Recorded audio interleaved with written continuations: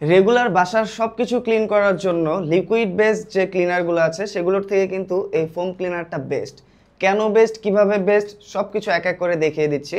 এইটা স্প্রে করার পর কিন্তু জাস্ট ফোম ক্রিয়েট করে এবং ময়লাগুলোকে খুব সুন্দরভাবে আলগা করে দেয়। আর কিছু দিয়ে জাস্ট মুছে ফেললেই, টেনে দিলেই কিন্তু খুব সুন্দরভাবে ক্লিন হয়ে যায়।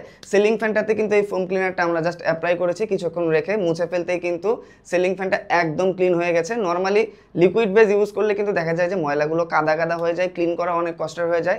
ফোম ক্লিনারটা দিয়ে কিন্তু খুব ইজিলি আমরা এইটা খুব সুন্দরভাবে ক্লিন করতে পেরেছি। ঠিক সেমভাবে এইটা দিয়ে আমার বাসার যত হোম অ্যাপ্লায়েন্স এবং কিচেন অ্যাপ্লায়েন্সগুলো আছে, যেমন আপনার ওভেন, এয়ার ফ্রায়ার, ব্লেন্ডার এবং রাইস কুকার সহ সব কিছু, কিন্তু যাবতীয় সব কিছু এটা দিয়ে আমি খুব সুন্দরভাবে ক্লিন করেছি এবং রেজাল্টগুলো কিন্তু চমৎকার এসেছে। আর এইটার মাথার উপরে দেখেন ব্রাশ সিস্টেম একটা এরকম দেওয়া আছে।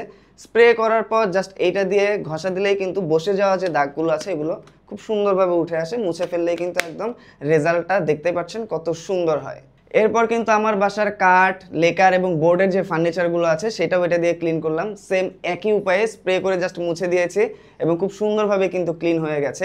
বিশেষ করে লেকার এবং বোর্ডের যে ফার্নিচারগুলো থাকে সেগুলো যদি আপনি পানি অথবা লিকুইড বেস কোনো ক্লিনার দিয়ে ক্লিন করতে চান, সেক্ষেত্রে কিন্তু দেখা যায় যে ফার্নিচারগুলোর অনেক ক্ষতি হতে পারে।